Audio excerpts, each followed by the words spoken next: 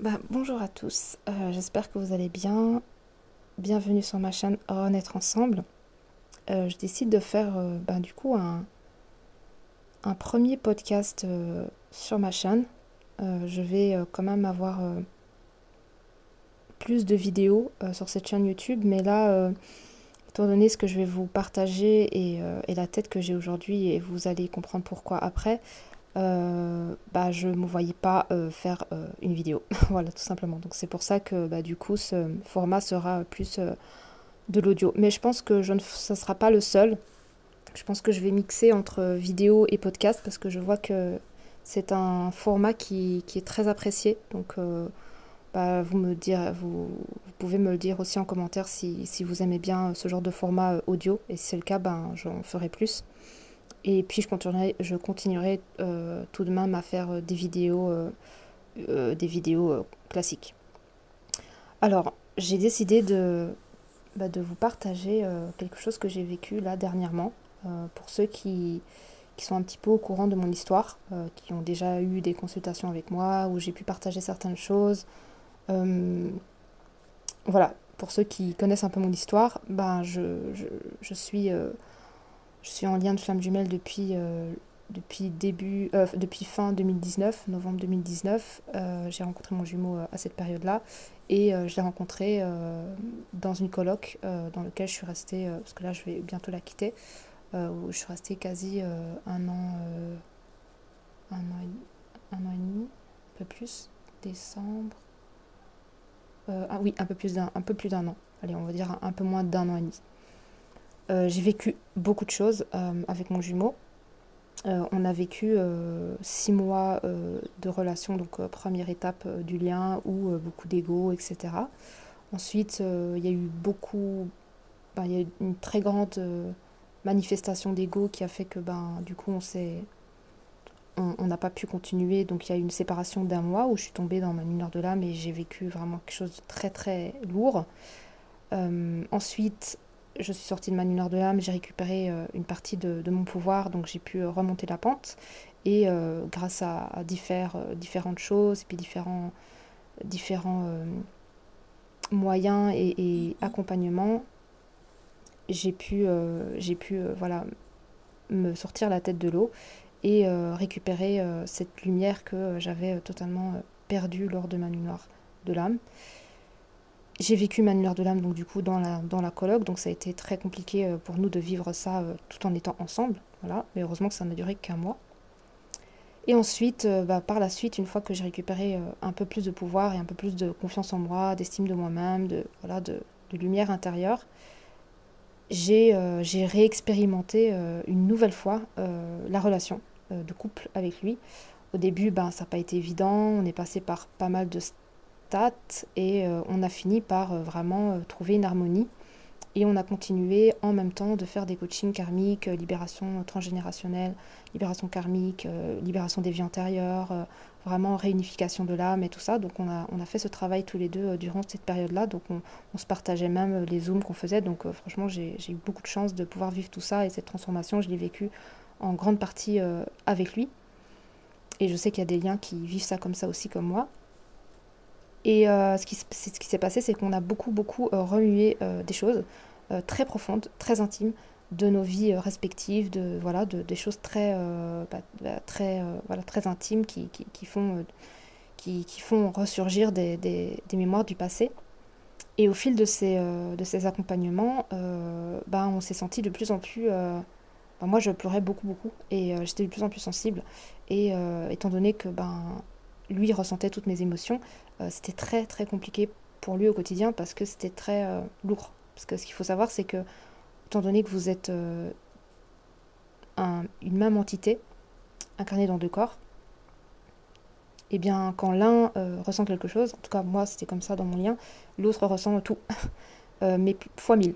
Donc moi je ne pouvais pas faire autrement parce que j'avais besoin de libérer. C'était ma façon de me libérer, c'est de vraiment pleurer, d'aller vraiment chercher tout ça en profondeur et plonger à fond dedans. Et ça pouvait durer des jours et complet quoi. C'est pas juste le matin, c'était vraiment toute la journée. Je faisais que pleurer, je ne mangeais plus. Enfin ouais, je suis passée par des stades très très intenses. Et lui, bah, du coup, il m'a accompagné dans ça et il m'a beaucoup, beaucoup, beaucoup, beaucoup soutenu parce que j'ai eu vraiment des phases qui ont été très, très dures. Après ma nuit noire de l'âme, hein, c'était pas fini du tout, hein, parce qu'il faut pas croire que après la nuit noire de l'âme, c'est terminé, hein. Comment dire ça, le chemin ne fait que commencer et il y a encore beaucoup, beaucoup de choses qui se mettent en place au niveau de la libération. Du coup, il y a eu beaucoup de choses qui se sont mises en place au niveau de libération et ça a été très très intense de deux côtés parce que lui aussi il a revécu des trucs, moi et également, chacun de notre côté, mais en étant ensemble. Et là, ben, ça s'est tellement accentué au niveau des mémoires et tout ça, de ce qu'on vivait intérieurement, que au mois de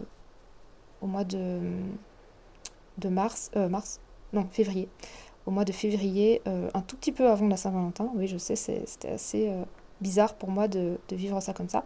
Mais un jour avant la Saint-Valentin, eh bien, il a décidé de mettre un stop à notre relation. Donc, on a décidé de se séparer parce que chacun devait vivre ses expériences. Et puis, il sentait vraiment qu'il y avait des choses qui n'étaient pas alignées pour lui.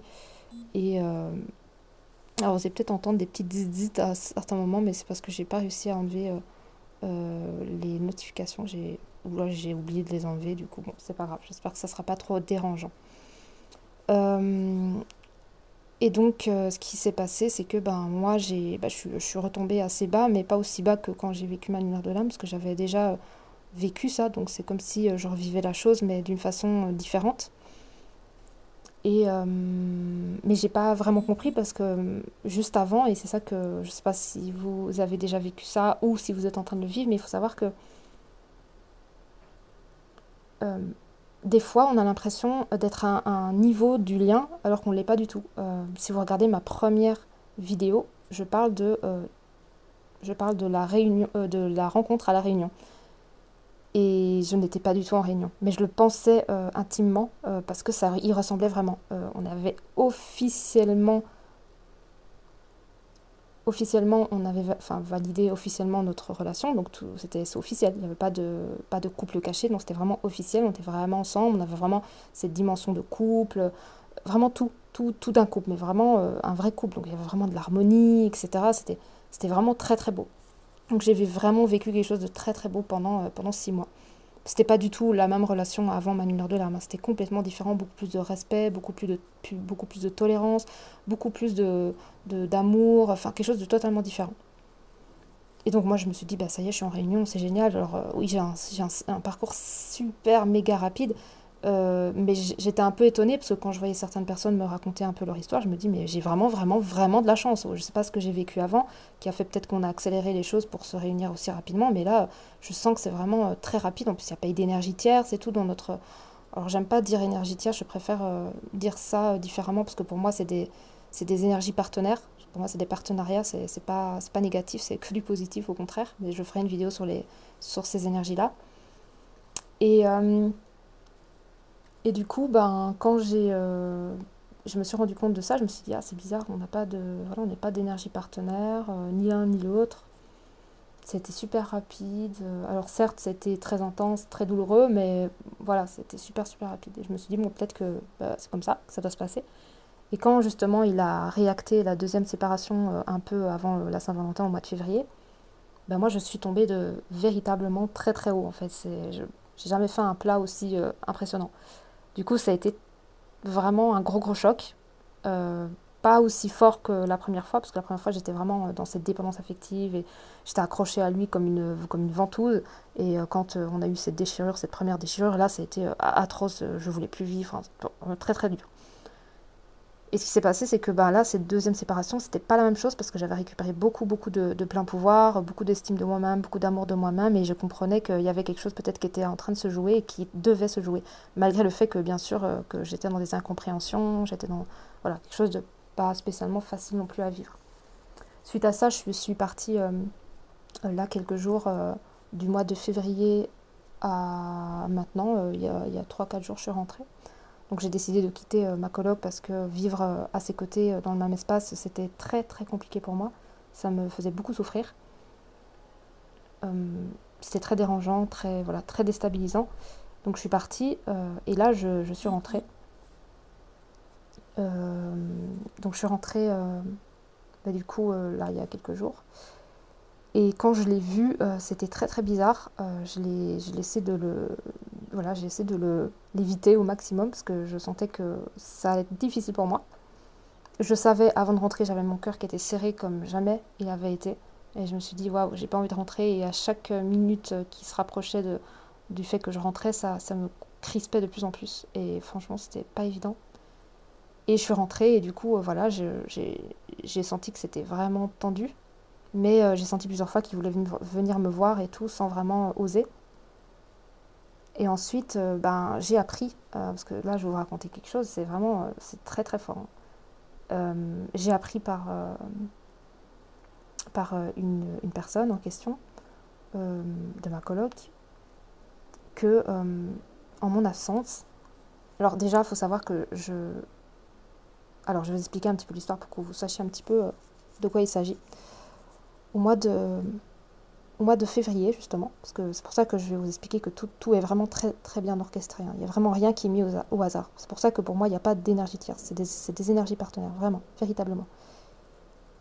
Au mois de février, il y avait une chambre de notre coloc qui était disponible. Donc, il y a une personne qui a intégré cette coloc et c'était une fille qui, très, très jolie. Comme par hasard, elle me ressemblait beaucoup. Euh, même petit type de nana. Et quand je l'ai vue, je l'ai trouvée très cool. J'ai dit, je vais bien m'entendre avec elle et tout. Mais quand j'ai vu Manu et elle ensemble, la dynamique qu'ils avaient ensemble et cette espèce de complicité, je sais pas comment vous expliquer, mais j'ai senti tout de suite que c'était une... pas une adversaire, parce que mais une menace. Voilà. Tout de suite, j'ai senti que c'était une menace. Et il l'a senti aussi très vite que je sentais que c'était une menace parce que bah, quand elle était à la maison et que eux, ils parlaient un petit peu trop, etc., je montrais clairement que j'étais là, je m'assieds à côté. Enfin, voilà, j'étais un petit peu en mode attention, menace, vraiment. Et je ne sais pas comment vous l'expliquer, mais c'était vraiment un ressenti. C'était pas mental, c'est vraiment un ressenti physique. Vraiment, cette fille-là, il faut faire gaffe. Et ce qui s'est passé, c'est que ben, plusieurs fois, on a eu des mini-disputes un petit peu de jalousie, de possession et tout ça, en disant ouais, mais je quitte pas depuis que voilà, depuis qu'elle est à la coloc, t'es bizarre et tout ça. Et moi, je lui ai dit oui, mais j'ai pas confiance en elle, je sais pas pourquoi, je sais pas, j'aime pas trop votre entente, j'aime pas trop votre amitié, j'aime pas trop votre façon de communiquer et tout ça. Et même si elle n'était pas, je pense sincèrement qu'elle n'avait pas d'attention précise de faire quelque chose parce qu'on était encore ensemble. Et lui, je pense qu'il n'en avait pas du tout. Et on en a discuté, il n'en avait pas du tout, ni elle ni lui. Mais on va dire que vu que c'était déjà décidé de par notre histoire, c'était déjà en train de se créer dans les énergies et c'était déjà en train de prendre sa place. Donc après, ben, on s'est séparés. Donc bon, elle était au courant qu'on s'est séparés. Je me suis même confiée à elle. Je lui ai confié tout plein de choses par rapport à notre lien, tout ça de flamme jumelle. Donc elle a été super ouverte et tout. Et elle a compris, elle a dit ah ouais, c'est compliqué, etc. Je pense même qu'elle est dans un lien de flamme jumelle, mais c'est encore à valider. Et donc on a vraiment eu voilà, cette compréhension toutes les deux. On a pu vraiment discuter de ça personnellement. Et ce qui s'est passé, c'est que ben, euh, bon, moi, du coup, je suis partie suite à la séparation qui a été actée par mon jumeau. Et je pense que je vais vous faire deux audios, parce que là, je pense que ça va être un peu long. Je pense que cet audio-là, ça sera le premier. Je vais en faire en deux parties, parce que sinon, ça va être vraiment trop long. Après, je vous expliquerai ce qui s'est passé hier soir, parce que oui, c'était hier soir. Donc, ce qui s'est passé, c'est que ben, elle, quand je suis partie, ben, ils se sont rapprochés. Alors, ça a été vraiment très naturel, hein. C'est comme ce qu'il m'a dit hier. Il m'a dit ne pense même pas que j'avais des vues sur elle, ne pense même pas qu'elle a des vues sur moi et on a créé, enfin, que j'ai acté la séparation pour me mettre avec elle parce que j'étais dans une manipulation ou dans un processus j'avais déjà mon petit plan en tête. Pas du tout, pas du tout. Il s'y attendait pas du tout et elle non plus. Et ça s'est fait vraiment très naturellement. Et du coup, bah, ils se sont rapprochés. Et moi, je sais pas comment vous l'expliquer encore une fois parce que ça c'est vraiment des ressentis très très spéciaux et très très ouais, c'est très intégré à l'intérieur de moi et je ne peux pas mettre de mots sur ce que je ressens parce que c'est vraiment quelque chose que tu ressens et que tu ne peux pas expliquer avec des vrais mots là. Mais je savais en fait qu'il allait se passer quelque chose entre eux et je savais que quand j'allais partir, il allait se passer quelque chose. Je sais pas comment vous l'expliquer mais je le sentais. Et du coup, ben, c'est ce qui s'est passé. À un moment donné, j'ai commencé à péter mon câble par message quand j'étais encore à distance de la coloc.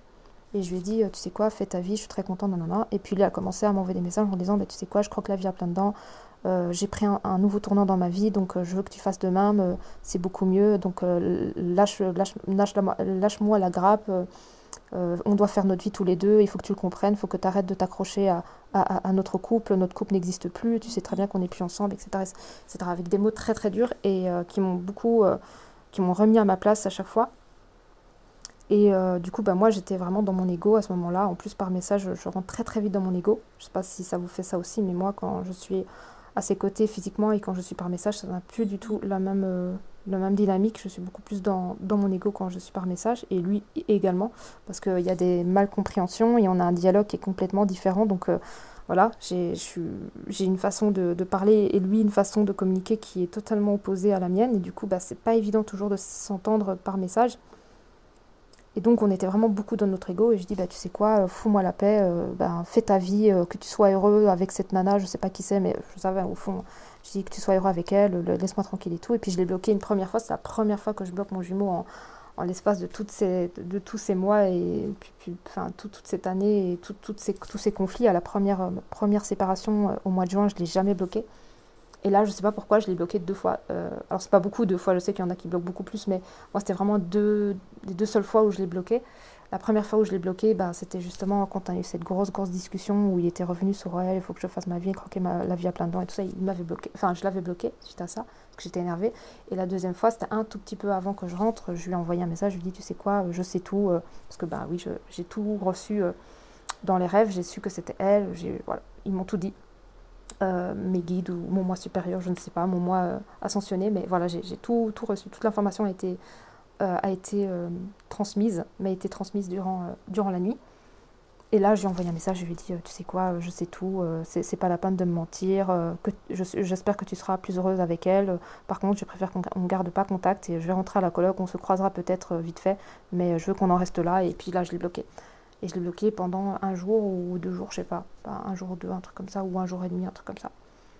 Et là, avant de revenir, bah, je l'ai redébloqué et je lui ai plus parlé. On n'a plus du tout discuté. Et je me suis dit, waouh, je sais pas comment ça va se passer quand je vais rentrer, dans quelle énergie on va être. J'étais vraiment, enfin, je savais pas comment ça allait se passer. Et je suis rentrée, etc. Donc voilà, comme je vous expliquais, j'essaie de le fuir, de le contourner, de ne pas discuter avec lui.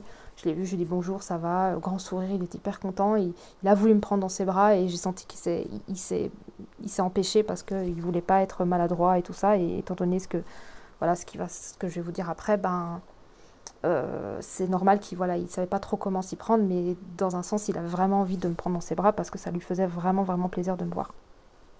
Donc ce qui s'est passé, c'est que ben, on a passé ce jour-là où on s'est vraiment fui et j'ai pas voulu discuter avec lui.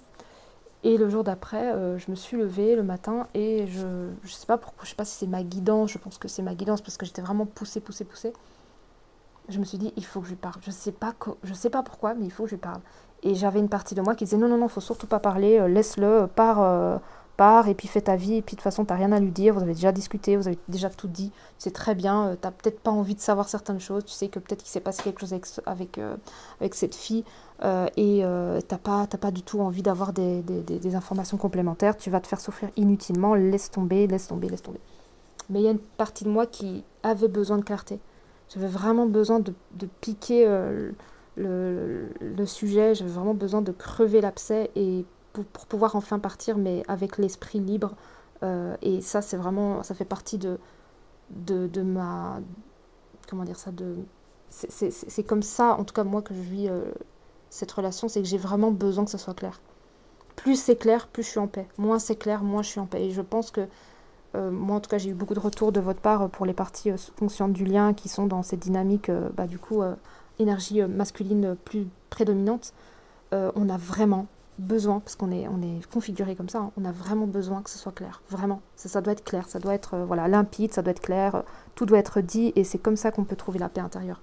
Mais tant que c'est pas clair, tant que c'est flou, nous, on n'est vraiment pas bien. Donc, je sentais vraiment cette dimension-là. Et je me suis dit, bon, il faut vraiment que je lui parle. Et là, j'ai commencé à un petit peu... je pense que je vais faire un autre audio pour expliquer la suite. Je vais faire un autre audio. Je vais faire un autre audio pour vous pour vous partager la suite, parce que la suite, elle va être un peu longue aussi, et puis je vais vraiment vous donner les détails de comment ça s'est passé, parce que vous allez voir à quel point c'est... Les flammes jumelles, ce lien, il est au-delà de ce qu'on pense. Vraiment, c'est au-delà. Quand vous le vivez vraiment et que vous le laissez vivre ce lien en vous, c'est juste, c'est au-delà des mots. Si vous êtes vraiment dans ce lien, vous allez voir que ça n'a rien à voir avec ce que vous avez pu vivre auparavant. Et que ça, c'est loin, loin, très très loin de l'amour que vous connaissez. C'est bien, bien au-delà. Donc je vais vous faire un autre audio pour vous expliquer ça. Et puis je vous embrasse très très fort. Et puis je vous laisse découvrir la suite. Bisous!